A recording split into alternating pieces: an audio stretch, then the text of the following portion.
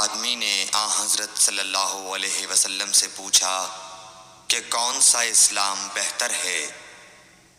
فرمایا یہ کہ تم کھانا کھلاؤ اور جس کو پہچانو اس کو بھی اور جس کو نہ پہچانو اس کو بھی، الغرض سب کو سلام کرو۔ صحیح بخاری حدیث نمبر 12۔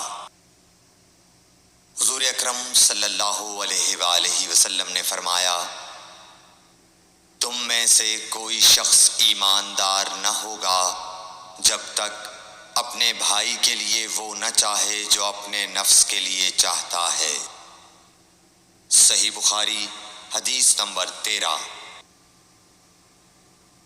رسول کریم صلی اللہ علیہ وسلم نے فرمایا قسم ہے اس ذات کی جس کے ہاتھ میں میری جان ہے، تم میں سے کوئی بھی ایماندار نہ ہوگا جب تک میں اس کے والد اور اولاد سے بھی زیادہ اس کا محبوب نہ بن جاؤں۔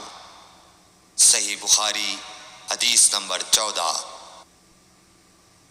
حضرت صلی اللہ علیہ وسلم نے فرمایا تم میں سے کوئی شخص ایماندار نہ ہوگا جب تک اس کے والد اور اس کی اولاد اور تمام لوگوں سے زیادہ اس کے دل میں میری محبت نہ ہو جائے۔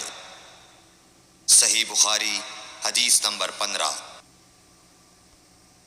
نبی کریم صلی اللہ علیہ وآلہ وسلم نے فرمایا 3 خصلتیں ایسی ہیں کہ جس میں یہ پیدا ہو جائیں اس نے ایمان کی مٹھاس کو پا لیا۔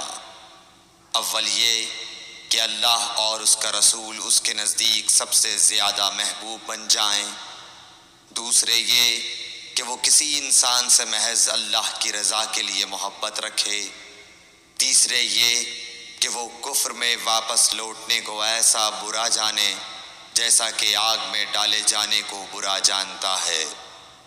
صحیح بخاری حدیث نمبر 16۔ حضور اکرم صلی اللہ علیہ وآلہ وسلم نے فرمایا انصار سے محبت رکھنا ایمان کی نشانی ہے اور انصار سے کینہ رکھنا نفاق کی نشانی ہے۔